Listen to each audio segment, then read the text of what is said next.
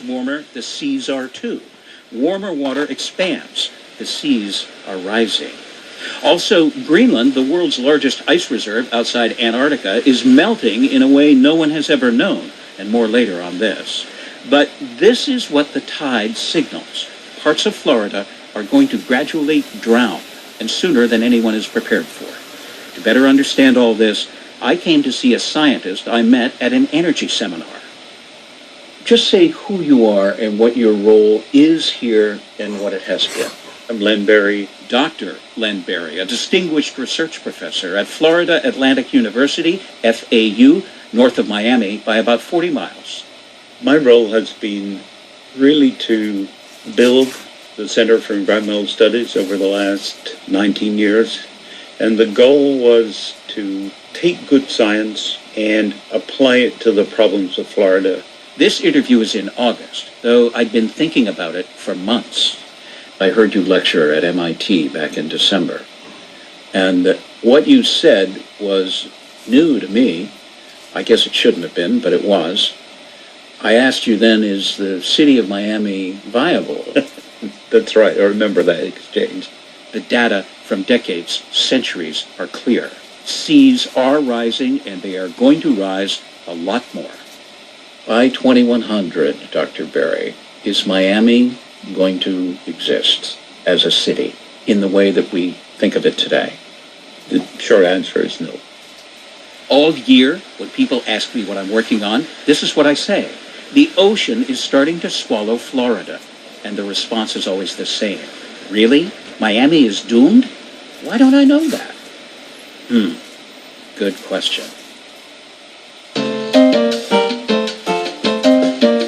Through this last blissful summer, Miami rolled in the heat, played in the ocean, danced to the radio, and watched things get better. The real estate crash of 2008 was painful. It's over now, at least for people with money. My best sources are a pair of scientists who work for Len Berry at FAU.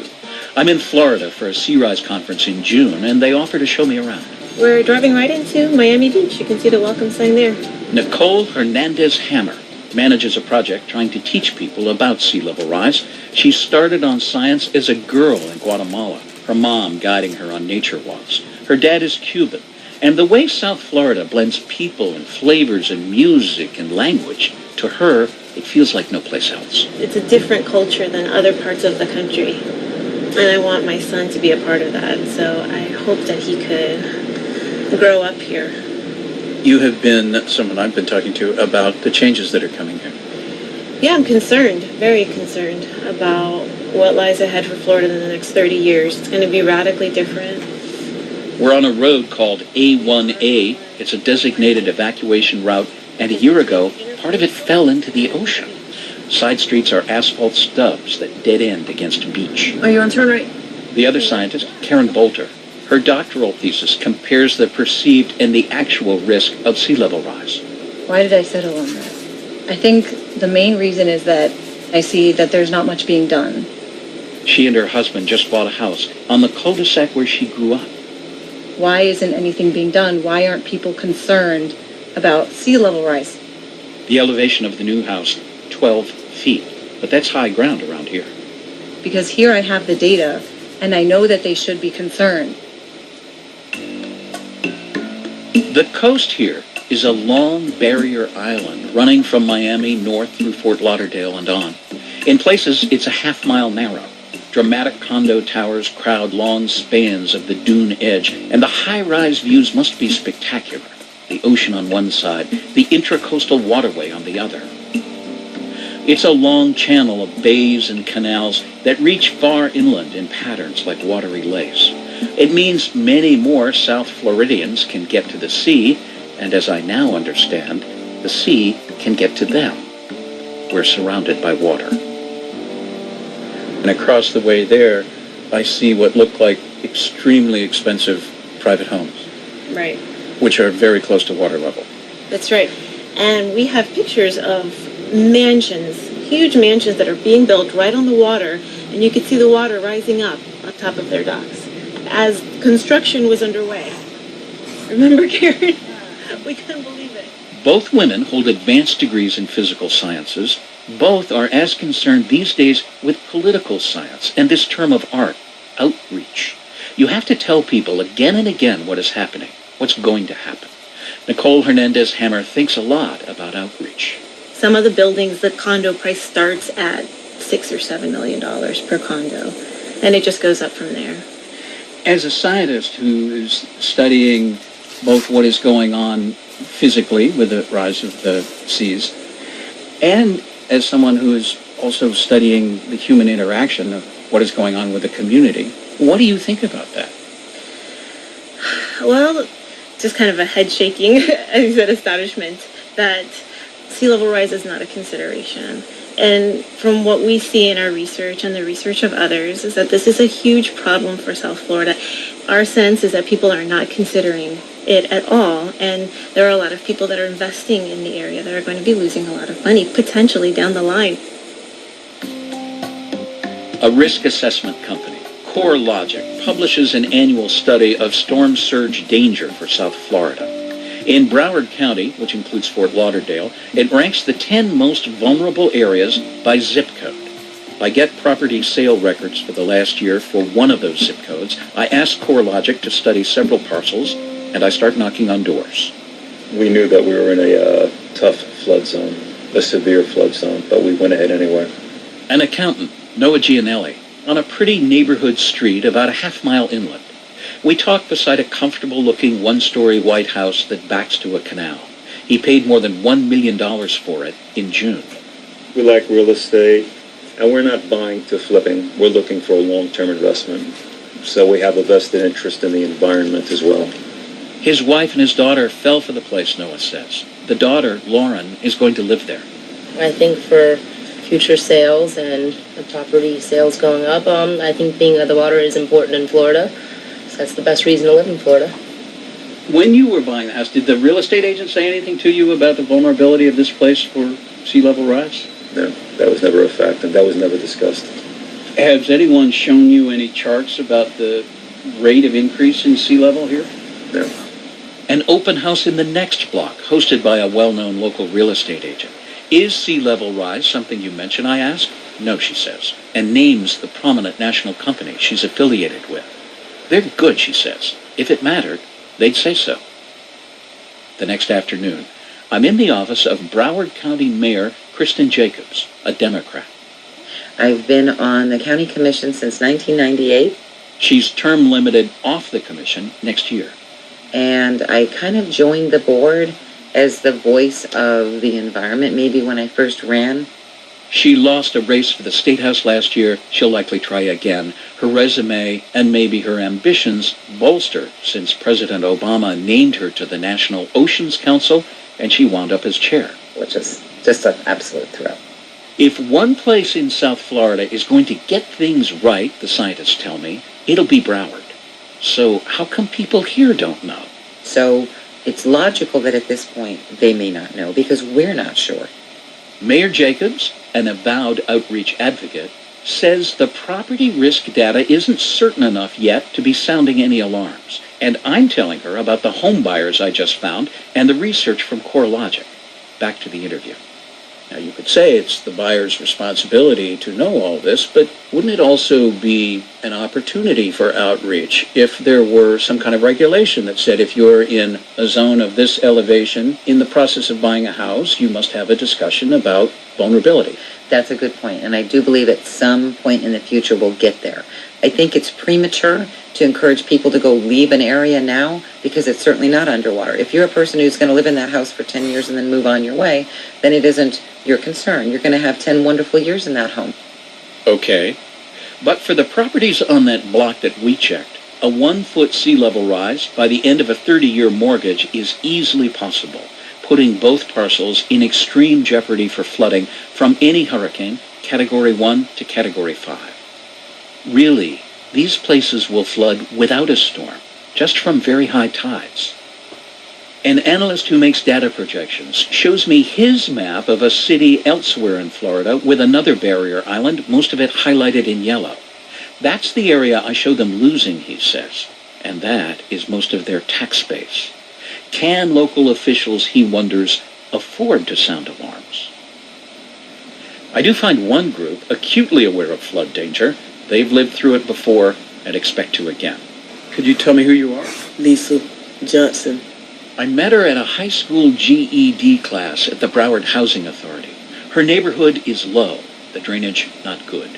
Basically, every year when it goes to raining and pouring down, the streets stay flooded. It ain't nothing new. The neighborhood is called Sunland, and her place is between New Hope Baptist Church and the Fire Baptism and Truth 2 congregation.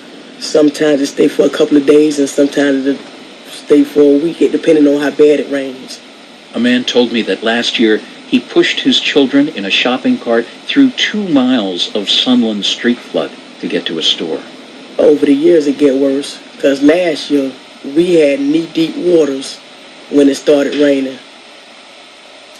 Okay, I'm starting to get what the scientists have been trying to explain about limestone. Limestone, it's the ground rock for most of Florida, but it's really flimsy rock with a lot of holes in it. And that's what is under Lisa Johnson's house and a lot of Florida. Nicole and Karen take me to a nature preserve about an hour north of Boca Raton.